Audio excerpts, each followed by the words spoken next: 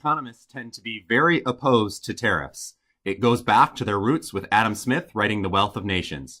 We're going to try and figure out why using this basic supply and demand model.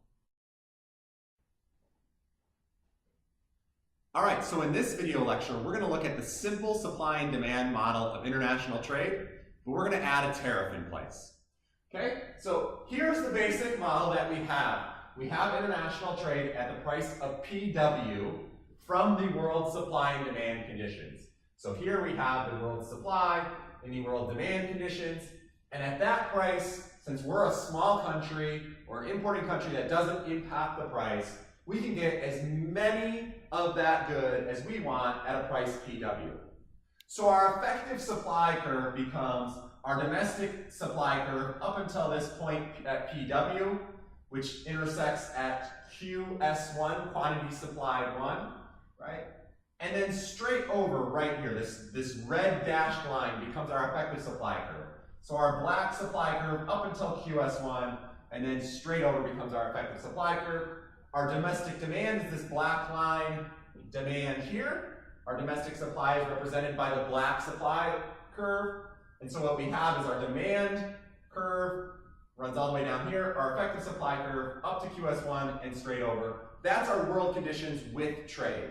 So what we can do is we can analyze these conditions without the tariff in place, without analyzing any of that stuff. We can first talk about the efficiency implications of just having international trade.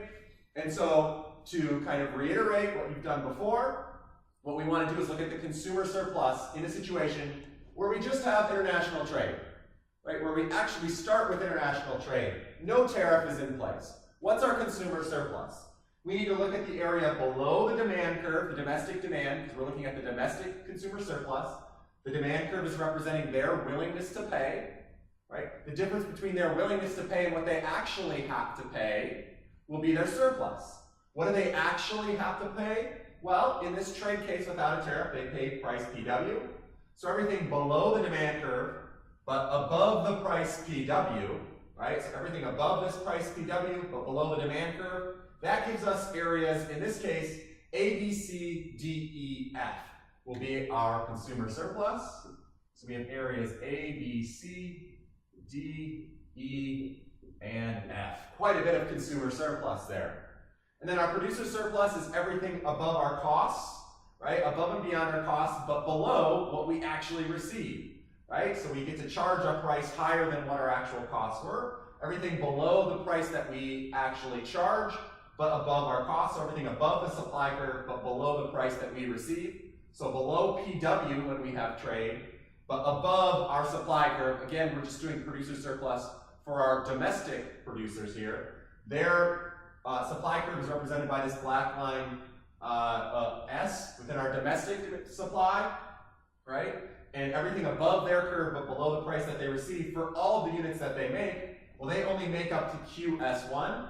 And so everything above the supply curve but below the price that they receive, so above the supply curve, below PW, and that just leaves us with area G. Without a tariff, we do not have any tax revenue. There's no taxes, so how would we have any revenue? In this case, we assume that this is just a standard market, and so given this, there's no deadweight loss either. There's no transactions that should take place but don't. There's no transactions that don't take place but should. So given this setup, we have a trade situation with no tariff. We have consumer surplus of A, B, C, D, E, F, and producer surplus of G. But now we're going to add in a tariff. A tariff is a tax on all imported goods within this market, right? So only the imports. The domestically produced units will not be taxed.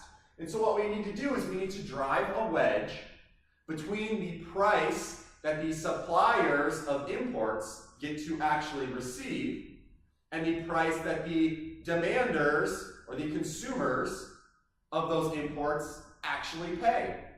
We need to drive a wedge between that, which would be the price that the suppliers, the international suppliers actually receive, and between what the consumers, the domestic consumers actually pay. So we need to drive a wedge between the demand curve and the international supply curve, just the international producers. So what we have to do is drive a wedge between this red dashed line and our black demand curve. And so we could say that our tax is some height, say the height of an expo marker here. So this is the difference between the price of the world market and the price of the tariff will be this size of the marker. So let's say it's $20 per unit. It could be any amount. We don't have a scale on here, but it's going to be this height. We're going to drive that wedge until it just touches the effective supply curve and the demand curve, because then we have a $20 difference between what the international suppliers receive and what the domestic consumers pay, right? And that is what a tariff is saying. It's saying we're putting a tax, we're driving a wedge between what the domestic producers pay for an item and what the international suppliers actually receive. So we drive that wedge, and it's going to hit right here at this point, QC2, right? So at that quantity, then that's what we're going to have. We're going to drive that wedge in there. What that represents is that our consumption, our new equilibrium, stops at QC2. Given the wedge that we have driven in there of the tax that stops at this point, we will no longer consume the units between QC2 and QC1. We used to pay for those units, right? So we used to purchase the next unit after QC2. Why? Because we valued it somewhere up here. We valued it, say here. And the cost of it to the world suppliers was down here. And so since our value of it is higher than our cost, we're going to make that transaction. And we still would make this transaction. However, now there's a wedge between every transaction of world suppliers and our demanders. We have to add in some amount, about $20, whatever the tariff is. And if we add to the cost, that size, it goes above our value, right? And so the domestic consumers would have to pay an amount more than they're willing to. The cost that the suppliers need to receive plus the payment of the tariff is greater than the actual value that the domestic demanders have, so they're not going to buy this next unit, right? With the additional $20 of the tariff, it's now too costly to buy this next unit, and the units thereafter, and the units thereafter. So they're going to stop consuming once they hit QC2, right? At that point, the market is now clearing given the tariff. So we're not going to consume any units past this point. Any unit past this point, with the addition of the tariff, is more costly to produce, in addition, when we add the tariff in place, than the value that the demanders actually have for it, right? All of these other units, hey, fine. So now what happens when we drive this tariff into place? Okay, we say some things change. We drop from QC1 to QC2 for our total consumption. But also what happens is the domestic market itself changes. With this tariff in place, now domestic producers used to produce QS1. But now with the tariff in place, and the tariff does not impact the domestic suppliers, right? The new price is P tariff, right? This new tariff, this blue mark up here. Well, what happens is we used to stop supplying at this point QS1. Why? Because the domestic supplier said, hey, this unit, you're willing to pay this much for it, I can produce it at this cost, this lower cost here. I'm going to produce it. What about the next unit? Hey, I'm going to produce that unit. But once we got up to PW, right, we said any more units beyond this, will I produce it as a domestic supplier? And the answer used to be, before a tariff, no, I wouldn't supply it. While my cost is less than what you're willing to pay for it, you're not willing to purchase it from me because I am going to charge this price up here higher than PW. And you, instead of purchasing from me, the domestic producer, could just purchase from the rest of the world at PW. So you don't buy anything from me along my supply curve past this point QS1. But now that we have a tariff in place, now look what happens. The domestic producers, well, they are going to make this next unit beyond QS1. Why? Because now the world cannot produce at price PW. If you're going to buy from the world producers, you will pay PW in their cost plus the amount of the tariff. So you will go up this extra $20. So now when we move to this next unit past QS1 production, right, do the domestic producers produce this with a tariff in place? Yes, they are going to produce this unit. Why? Because, well, the demander values it more than our costs, and they have no cheaper alternative. They can't purchase at PW. So they're going to buy this unit from me, and the next unit, and the next unit, and the unit all the way up to the price P tariff and the quantity QS2. At QS2, they'll no longer consume the domestic production. Why? Because they would have to consume at a price above P tariff, right? The tariff price, they can now get as much as they want from the rest of the world, right? They can get an infinite amount from the world, and they can get whatever quantity they want at this PW, but then in addition, they have to pay this extra $20 of a tariff. So they will stop consuming from imports at this price, or they will stop consuming domestic production and instead consume imports once we get up to a price above P tariff, which will then make every good in this market at P tariff because the domestic production will all sell at this price P tariff, and then the imports will all sell at this price P tariff, which is the world price plus the amount of the tariff, $20. So domestic producers actually increase their quantity supply, right? We've increased our quantity supply from QS1 to QS2. Domestic consumers have decreased their consumption from QC1 down to QC2. They will no longer purchase the units beyond QC2 because the difference between their value and the price of the world, or the cost that the world is to produce it, is less than the additional tariff that they have to pay in order to make that purchase and consume those units, right? And so what we've done is we've increased domestic quantity produced and decreased the overall domestic quantity consumed, okay? So our imports have shrunk from the difference between QC1 minus QS1. That was our imports originally with a tariff, or sorry, without a tariff and just trade, to our imports are now QC2 minus QS2. So our imports have shrunk, our domestic quantity consumed has shrunk, our domestic quantity supplied has increased. So now what we want to do is we want to look at our consumer surplus, producer surplus, tax revenue, and deadweight loss from all of this. With the tariff in place, we've seen quantity and price changes. The price has gone up, quantity imported shrunk, overall quantity of the market reduced, and quantity supplied by our domestic suppliers increased. But there's also efficiency allocation concerns here. The first thing we're going to just quickly do is the tax revenue. The tax revenue is the height of the tariff is how much we charge for every unit imported. So in this case, $20, right? If our quantity imported, which is now QC2 minus QS2, is say 10 units, and for each of those 10 units we import, we charge $20 extra. What we will have is $200 in revenue from the tariff. What we can do is we can look at something that is this width and this height. Well, it just so happens that there is an area that represents this width and this height, and it's this box E here. So box E is going to represent our revenue from the tariff when we have international trade market, but we add a tariff in place.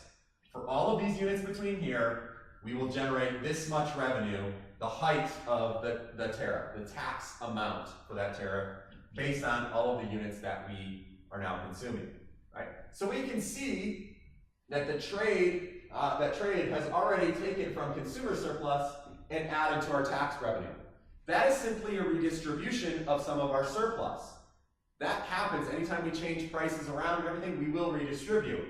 But that's not going to lead to any of our deadweight loss. We count tax revenue as just another source of surplus that our society can have. It counts equally with consumer and producer surplus when we do our efficiency calculations. So no efficiency loss there. Now let's look at what happens to producer surplus, right? So producer surplus, everything above the supply curve, but below the price that the producers receive. Now, for all of the units sold when we have a tariff in place, what is the price within the market of the units actually sold? The price is P tariff, right? This tariff price is what we get to sell as domestic producers at. We get to sell at this price. We produce more units and we get to sell at that tariff price. But do we have to pay the tax? So do we have to like subtract from P tariff? No, the tax is not on us, the domestic suppliers. The tax is only faced by the world suppliers.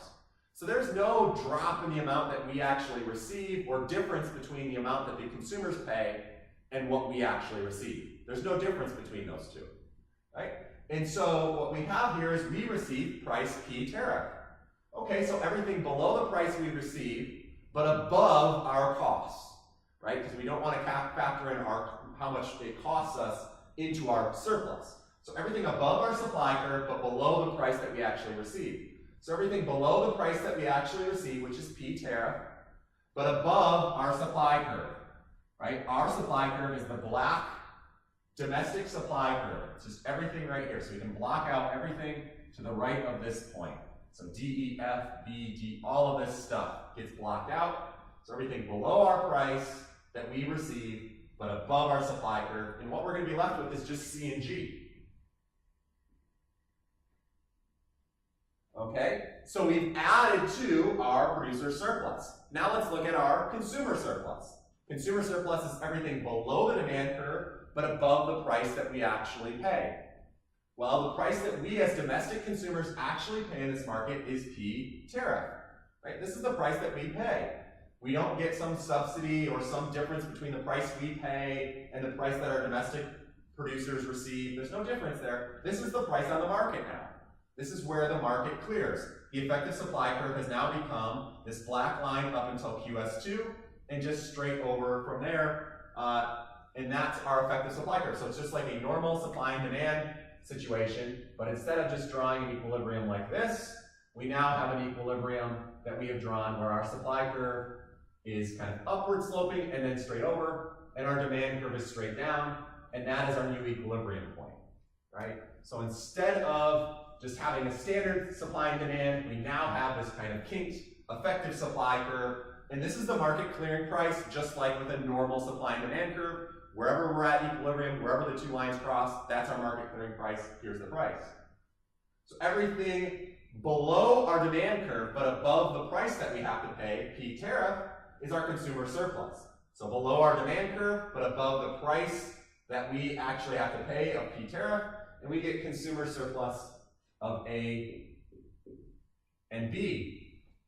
So what we can show is that, hey, A and B, they stuck around as consumer surplus. No big deal. G, that stuck around as producer surplus. No big deal.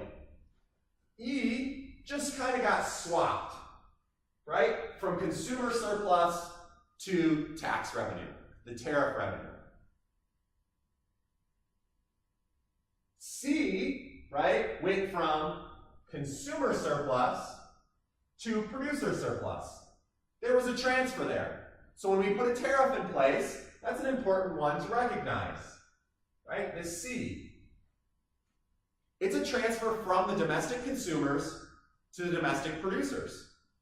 When we put a tariff in place, what happens is area C used to be benefit that the consumers got. It was all of this value that the consumers got, area C's worth, where, hey, we valued this unit this much, right? But we only had to pay price PW.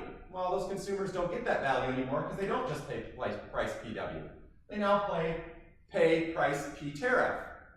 So they're not going to get that extra value. The domestic consumers, they didn't used to get the value of C because they used to stop producing at QS1 and they only received price PW. Now they produce out to QS2 and they receive price P tariff. So they're going to consume more of the value that we have in that place. So they're going to end up with a higher amount of surplus. They're going to add area C. Right? So there we get this transfer from the consumers over to the producers in the form of surplus. So domestic producers are going to like tariffs within their market. They add to their surplus because now they don't have to compete as much with the global marketplace. They're going to be able to produce some of these units where really they can't produce it as cheap as the rest of the world, but they get protected by this tariff, so they get to produce a few extra units and get to charge a higher price. And so for all of their units, they get to charge this higher price, they're producing more, they get more surplus, they get areas C and G. Area C is an important area within our surplus analysis because it's a transfer when we have a tariff from consumers to producers. But you will note that there's two other areas here that we didn't mark up as it stayed put or it got transferred over. Areas D and F have simply disappeared from our surplus when we talk about trade with a tariff in place. Thus, they become deadweight loss. These triangles here of D and F are deadweight loss. Area D is deadweight loss because we used to have some transactions taking place that were great with trade. These transactions between QS1 and QS2, we want those transactions taking place. Now, with a tariff in place, the transactions between QS1 and QS2, they're still taking place, but these are transactions that are taking place that we don't really want to take place. Now, let me explain that. We do want to have exchange between QS1 and QS2, but we want that exchange to be between our domestic demander and our world suppliers. So what we have here is between QS1 and QS2 is instead of that, we have exchange between who? We have exchange between our domestic demanders and our domestic suppliers. Because the tariff is in place, the domestic supplier of this unit becomes cheaper than the world supplier because the world supplier has to add in the tariff as well. So these transactions, right, are taking place, but they really shouldn't be. So it's a type of deadweight loss. The domestic producers should not be making those transactions with domestic consumers. World producers should be making those transactions with domestic consumers. So these, between QS1 and QS2, we can see transactions taking place that shouldn't be, right? We should, for this first unit here within D, we're actually experiencing this cost along our supply curve, when the actual cost to the world could be cheaper. It could be down here at price PW. And so we lose that value there, right? We're having someone make it, someone domestically make it, when they make it more expensive than someone in the world could make it. And same thing with that next unit, and that next unit, and that next unit, all the way up until we filled in kind of this triangle D. All of that value there is wasted resources. Someone else could make it cheaper, the world market, than we could. How much more expensive is it for us to make it than the world market? Well, that's represented by our supply curve. And so the difference between how expensive it was for us to make those units and how expensive it was for the world to make those units will be that value lost, or this shaded in triangle here, triangle D. So triangle D is really transactions that are taking place but really shouldn't. And those transactions should take place, but they should take place between world producers and domestic consumers, not domestic producers and domestic consumers, right? So it's kind of a little nuance there of that definition of deadweight loss of transactions that are taking place but really shouldn't. Area F is a little bit more simplistic. Area F is a type of deadweight loss, and these are transactions that are not taking place but should. We value this next unit here after QC2 more than the cost to our world of producing that. How much more do we value it? Well, the distance between the demand curve and the effective supply curve, the world cost at PW. Right? We value it up here, but the cost is only here, so we should be making that transaction. If we value it more than the cost, we should make that transaction. But we don't. Why don't we make that transaction?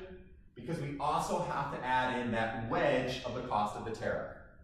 Right? The tariff is saying, oh, we're not going to make this transaction even though we value it more than the cost, because in addition to this cost, we also have to add the cost of a tariff, which puts us up at a price above our demand curve. It would put us up at this P tariff price somewhere up here. Right? And so we're not going to pay that because our demand at that quantity is not high enough, and so we don't value it that much. Our willingness to pay is not that high when we factor in the world price plus the tariff's cost. So we don't consume that unit, and we don't consume the next unit. How much value is lost for that next unit? The difference between our value on our demand curve, that's represented, and the cost to the world. And the next units, and the next units, all the way down until we get to this area, this quantity QC1, and we basically filled in, when we think about this in a continuous way, we filled in that area F, right? So that deadweight loss triangle F, that's representing all of these transactions that should take place, but don't.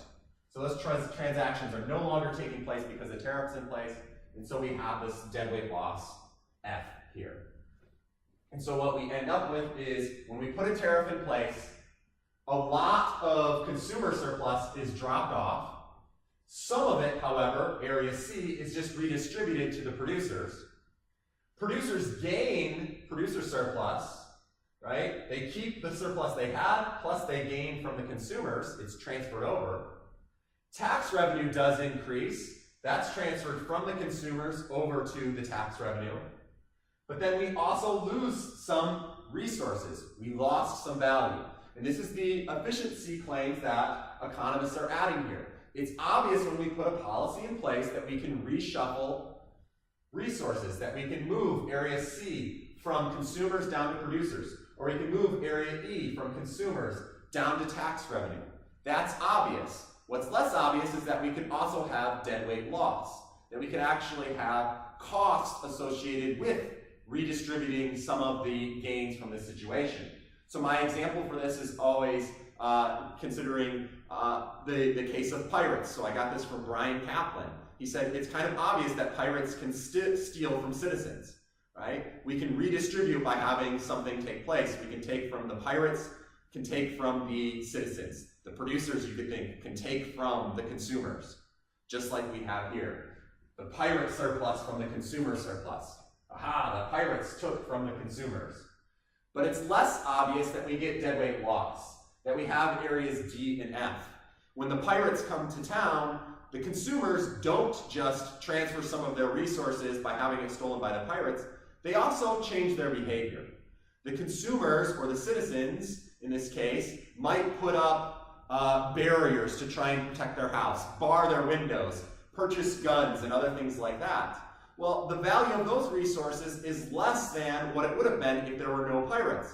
With no pirates in place, you could use your resources to achieve things that you would like, perhaps totally different than that. You could have nice meals or have a nicer house or whatever without having to put bars on your windows or purchase guns and things like that. So we actually waste resources by having to kind of reallocate.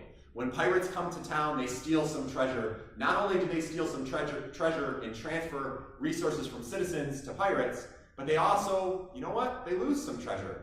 Some of the treasure falls overboard in the fighting and the looting and all of that, and it falls to the bottom of the sea and we lose that value. That's what we want to think about as being really important when we analyze the international trade graph with a tariff. We want to think about this deadweight loss. The trade-offs that happen for the producers is very important, and how they are actually made better off by this policy, but the net to society is a loss to consumer surplus, a gain to producers, a gain in tax revenue, but a net loss to society of areas D and F due to deadweight loss.